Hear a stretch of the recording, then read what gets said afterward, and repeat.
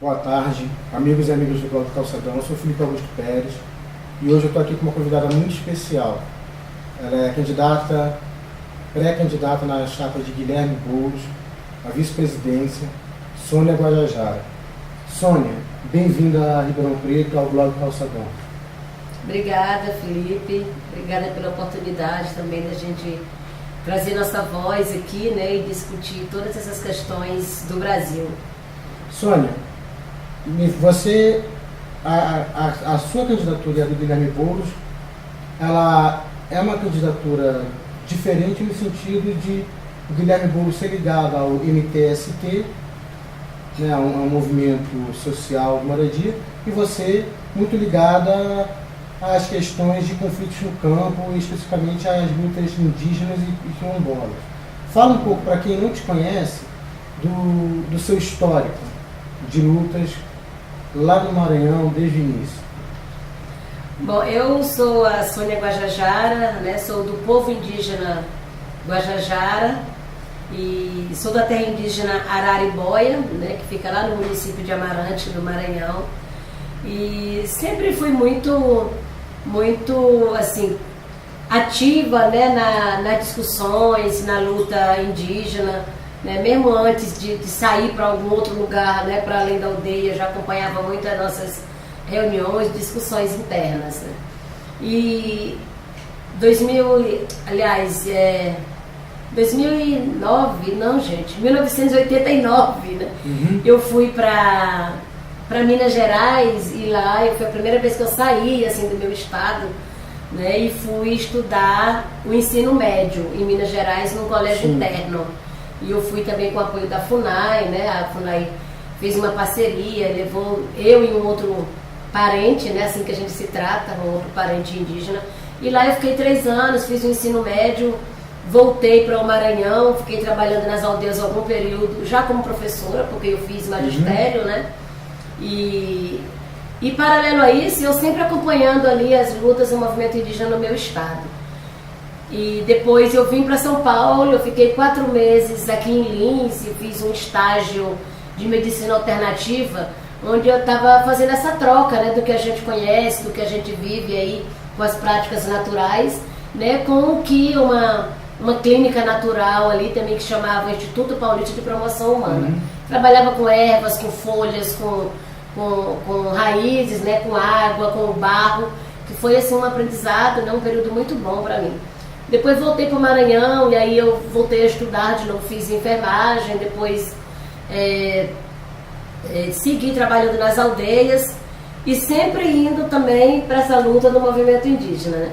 E aí quando eu fui para a Imperatriz, já fiz um concurso público e fui concursada professora da rede municipal. Depois eu fiz também um concurso público para técnica de enfermagem, assumi também, passei em 2 concursos no Maranhão e assumi por muito tempo, né? E o que me tirou dessa função, tudo de professora quanto da área da saúde, foi exatamente essa priorização que eu fiz de continuar no movimento social, de continuar na luta, né?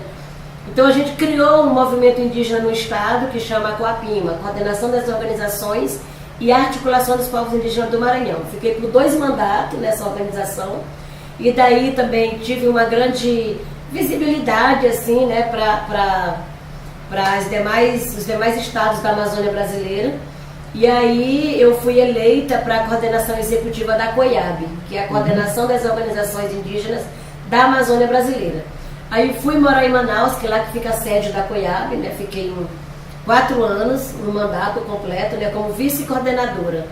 E esse período que eu fiquei na COIAB, que foi já de 2009 a 2013, eu pude viajar o mundo inteiro, né, já para além da Amazônia, para além do Brasil e para fora, discutir muito, assim, tanto as questões ambientais, foi no auge de Belo Monte também, né, então eu levei muito essa denúncia da violação dos direitos, a violação dos direitos socioambientais. As questões Isso é uma coisa importante, as questões você de tem voz de mudanças, conselho, né? a questão de mudanças climáticas, né? Então, antes de estar na COIAB, em 2008, eu fui a primeira vez no Fórum Permanente da ONU sobre questões indígenas. E lá eu fiz muito essa fala, né, sobre essa questão da violação dos direitos socioambientais aqui, né, os direitos indígenas. Então fiquei 4 anos na COIAB e fui muito para fóruns internacionais. Terminando meu período na COIAB em 2013, eu fui já indicada pela Amazônia para compor a coordenação executiva da APIB, que é a Articulação dos Povos Indígenas do Brasil. E aí eu, estando na coordenação da APIB, ampliou mais ainda essa minha atuação no âmbito internacional. Acompanhei muito também essas denúncias no Conselho de Direitos Humanos em Genebra, fui várias vezes para Genebra. Teve ano aí que não teve um mês só que eu não fui para algum país fora do Brasil, sempre levando essas questões de violação aqui, do governo brasileiro. E aí é isso, em resumo, assim, ao longo aí da minha história, sempre estudei, trabalhei e atuei no movimento indígena. Quando você fala em violação dos direitos socioambientais, você se refere à exploração hidrominério florestal, por exemplo, que acontece em estados como Pará, Maranhão, que é o seu estado, Mato Grosso. Fala um pouco o que está acontecendo nesses estados em relação a esse tipo de exploração predatória e como que isso está atingindo os povos desses estados. É que a política brasileira, econômica, atual, ela é pautada na exploração tanto dos territórios quanto das florestas, dos biomas e também dos recursos hídricos, Então, ou seja, é o agronegócio e o hidronegócio que estão aí como a exploração da vez. E o minério é um negócio também. E claro, e a exploração do subsolo, E então tudo que aconteceu para essas regiões sul e sudeste e o nordeste brasileiro, com a colonização, que foi despovoar, que foi desmatar tudo para dar espaço para o crescimento, para a povoação, que foi para dar espaço para os setores imobiliário. Tudo que aconteceu aqui, que devastou tanto com a exploração dos recursos naturais, hoje é o que nós estamos vivendo, assim, seriamente na Amazônia. Ou seja, essa tentativa de destruir a Amazônia toda em nome de um crescimento para atender aí toda essa demanda do capitalismo, Então, assim, para a gente, cabe a gente fazer todo esse enfrentamento, porque nós sabemos que o capitalismo ele não se preocupa com as pessoas, Se preocupa apenas com o lucro. E como que esse negócio aí vai favorecer poucos, Porque a gente sabe que a realidade que a gente está hoje é essa concentração de renda, E aí a gente faz esse enfrentamento duro contra esses grandes empreendimentos na Amazônia. No Pará, teve aí a história de Belo Monte, que ganhou essa repercussão mundial. A gente fez muita luta contra Belo Monte e lá atrás, ainda em 89, Belo Monte já tentava, ele já tentava implantar Belo Monte. E a luta dos povos da região conseguiu impedir a implantação desse megaprojeto naquela época, Conseguiu, a força do povo conseguiu.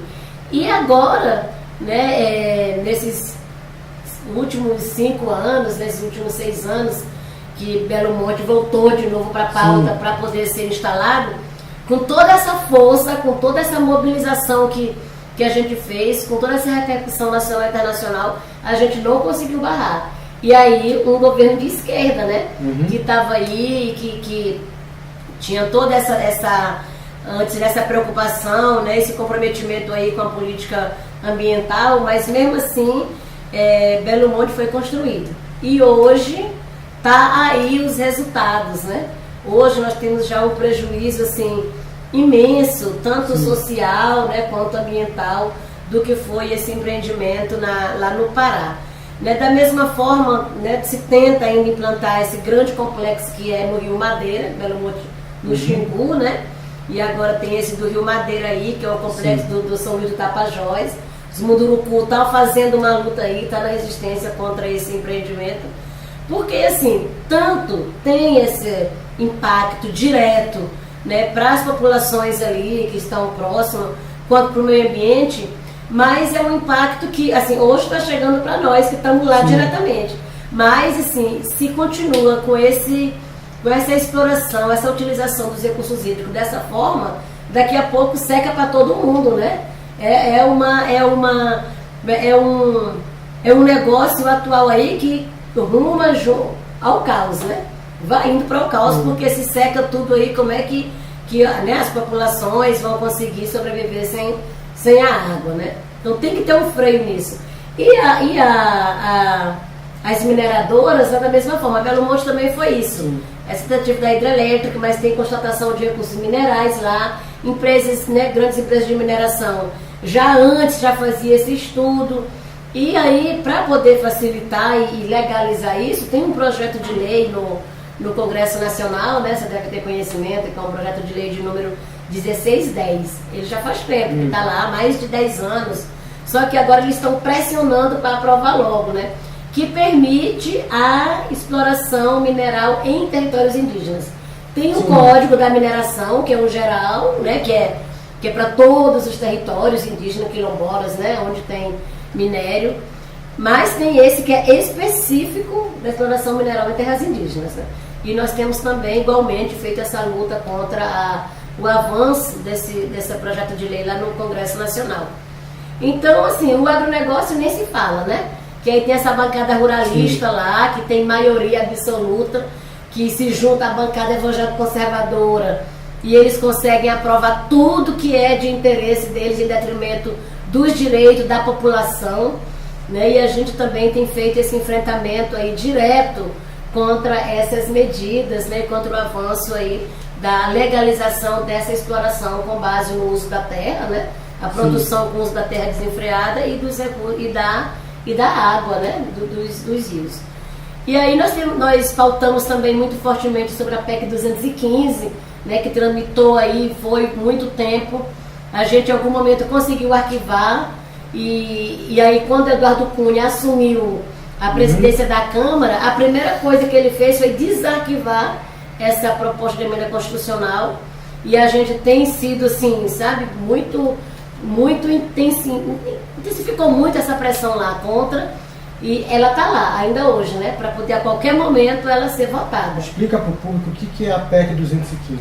A PEC 215 é uma proposta de emenda constitucional que visa transferir do Poder Executivo para o Legislativo, né, a responsabilidade sobre os processos de demarcação de terras indígenas e quilombolas e também que trata das unidades de conservação. Transferir, né, para os ruralistas o poder de decisão que eles querem demarcar ou não.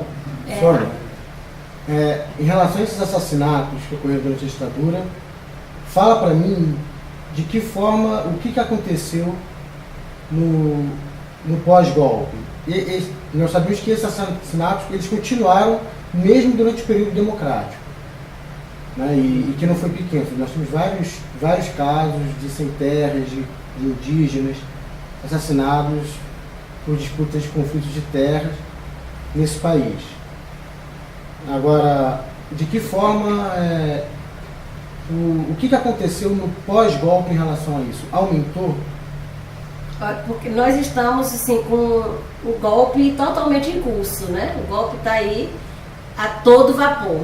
Ele foi aí instalado há 2 anos, né? Mas de lá para cá várias etapas estão sendo executadas, né?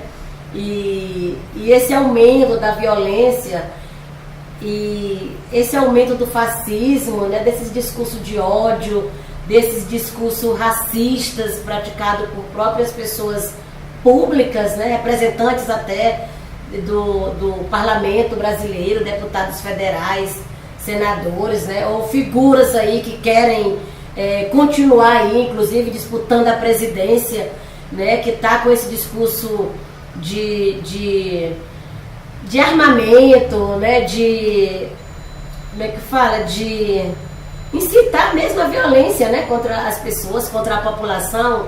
Isso tem aumentado muito, né, não só as práticas de racismo também por parte da própria sociedade, né, como tem aumentado o número de assassinatos, porque as pessoas se sentem muito respaldadas, né, por essas figuras públicas que estão lá e que defendem também essas ideias, né? Então, por muito tempo a gente até achou que o Brasil já tinha superado o racismo, que o Brasil já estava aí melhorando também em relação ao machismo, mas essas práticas constatam que o Brasil nunca superou o fascismo, nunca superou o racismo, nunca superou o machismo, né? O patriarcado ainda impera, e as pessoas que querem praticar esse tipo de violência e esse tipo de crime, eles se sentem muito à vontade, né? Porque estão respaldados por essas pessoas que deveriam pregar o contrário.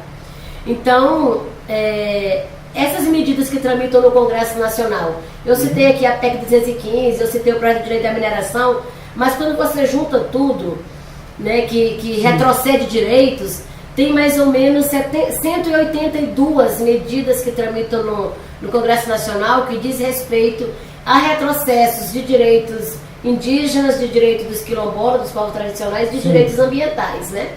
Então isso faz com que essas pessoas também que são donos das grandes fazendas, que são donos aí do agronegócio, eles se sentem já como se essas medidas já estivessem valendo, né? E aí isso facilita ou aumenta mais ainda o conflito e os assassinatos, porque não tem nenhuma penalidade para quem pratica esses crimes, né? Há um aumento também da impunidade muito grande.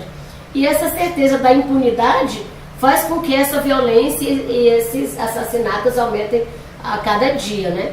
Então, pra gente, sim, o Brasil sempre viveu aí um genocídio dos povos indígenas, né? E na colonização foi o que foi, né? Muitos povos, muitas culturas dizimadas. Na ditadura, da mesma forma, né? Mais de 8 mil indígenas mortos, assim, os que foram comprovados, né? E muitos foram mortos, não necessariamente pelo tiro, pela bala, mas que teve que assumir uma outra identidade, negar sua própria origem por imposição da ditadura, né? Inclusive, se não me engano, o número de suicídios era muito alto, grande, né? Porque... Por causa disso. Olha, só um exemplo aqui que eu vou te dizer. Lá no noroeste do Pará, na região de Oriximiná, por exemplo, tem uma área, né, um território indígena que ainda hoje não está homologado. Está lá ainda, né, nesse processo de estudo, né, para demarcação. Mas tem uma área lá muito grande dos povos que são chamados como os povos Iana, porque tudo termina com Cachuiana, Escariana, Caiana, sabe? E aí eles, em 68, dia 21 de fevereiro de 1968, chega um avião da FAB lá, né, de repente, sem ninguém nunca ter ido lá antes anunciar nada, né? E aí juntaram os indígenas que estavam ali naquela região toda e foram colocando para dentro do avião, tocando para dentro do avião que nem bicho, assim, sabe? Então muitos fugiram, naquele momento não sabia, não entendia o que estava acontecendo. Muitos fugiram para o mato, foram embora e nunca mais voltou, né? Então experimentou ali um contato, a vida em aldeamento, né? E aí com medo dessa violência foi embora, nunca mais voltou. Outros tentaram fugir, não conseguiu fugir, e aí o próprio exército atirou, né? E matou essas pessoas, porque, né, eles nem foram para lá, nem entraram, e eles preferiram limpar a área, né? E outros que foram, muitos desses que foram levados pela própria FAB, né, para uma área que hoje é lá o Parque do Tumucumaque, né, foram levados para lá, e aí essas pessoas morreram de tristeza, de depressão, porque eles estavam vivendo em outro lugar que não eram delas, né? Então, daqueles povos que estavam ali, que somavam-se mais ou menos 11 povos, ali foram levados para um lugar onde tinha 2 povos. E aí, quando eles chegaram lá, foi dito para eles: olha, vocês agora não pertencem mais a esse povo, a esse. Vocês agora ou são esse aqui, Cachuiano, ou vocês são esses aqui, Tirió. E aí, eles foram obrigados a falar aquelas línguas, a viver aquela cultura que não era deles. E aí, com isso, tinha lá os missionários, né, para catequizar esses indígenas, e para facilitar o trabalho deles, eles tinham que obrigatoriamente falar aquela uma ou 2 línguas para poder eles serem ali, como eles diziam, adestrados, dominados, catequizados, né? Então, até aí, pouco tempo atrás, né, 68 tá bem aí, a gente ainda era tratado dessa forma, né? E aí, quando foi em 70, foi instalada a usina hidrelétrica de Trombetas, né, as unidades de Trombeta. Então, a ideia era tirar os indígenas dali, fazer a limpeza étnica, você tirar as pessoas para dar espaço aí para o desenvolvimento, para o crescimento. Então, isso aí é um exemplo da ditadura. Tem vários outros, né, várias outras situações que aconteceram de total violência, total assassinatos, né, e genocídio dos povos, e muitos vão perpetuar aí no anonimato, né? Porque como? A quem se vai denunciar? Claro. Né? Para poder a gente exigir um reparo por toda esses crimes, né? Então, isso não tá diferente hoje, não, né? Isso aconteceu nessa época, era a ditadura, mas hoje, com essa tentativa também de implantar de novo esses grandes empreendimentos, não respeitando o direito de consulta dos povos, né? Não considerando o socioambiental, as pessoas, as realidades locais que estão ali, é também, de certa forma, uma ditadura que está sendo imposta ali sobre a vida das pessoas, né? Uma ditadura do capital, porque tudo isso é o interesse aí do crescimento econômico, do desenvolvimento, para atender somente ao capital, né? Então a gente não pode de forma alguma conceber isso como realmente assim, um desenvolvimento, como eles tentam colocar para a sociedade, né? Aí, para terminar, você, então, depois dessa bagagem toda, você se filia ao PSOL e, no primeiro momento, você lança sua pré-candidatura à presidência pelo ex-socialismo, e depois você resolve se juntar ao Guilherme Boulos e ser vice-presidente, pré-candidato à vice-presidência na chapa de Guilherme Boulos. O que representa, então, uma mulher indígena sendo, para você, o que você acha que representa ser pré-candidata numa chapa presidencial num país ainda tão conservador, tão machista, tão preconceituoso como é o Brasil ainda? Olha, para começar, assim, para a gente já é um marco histórico, né? 518 anos depois, a gente tomar essa decisão de entrar para disputa eleitoral para ocupar a política institucional, né? E você perguntou anteriormente o que a gente está fazendo. Então, isso, né? Essa disputa é uma das estratégias que a gente adotou para poder enfrentar toda esse retrocesso, né? E essas injustiças e violações de direitos que é cometida sobre nossos povos, né? Porque a gente, até agora, nós estivemos aí na linha de frente fazendo movimento, fazendo resistência, né? Mas, assim, a situação só se agrava. Então, chegou um momento que a gente pensou assim, olha, se a gente não ocupar também esses espaços de poder, a gente nunca vai ter uma mudança, porque as pessoas que estão aí têm os seus interesses, e eles estão muito articulados, eles estão muito organizados para estar dominando sempre, né? Então nós temos agora também que se juntar com o nosso, com as pessoas que estão sofrendo essas mesmas injustiças, que estão nessa mesma situação de vulnerabilidade, né, de negação de direitos.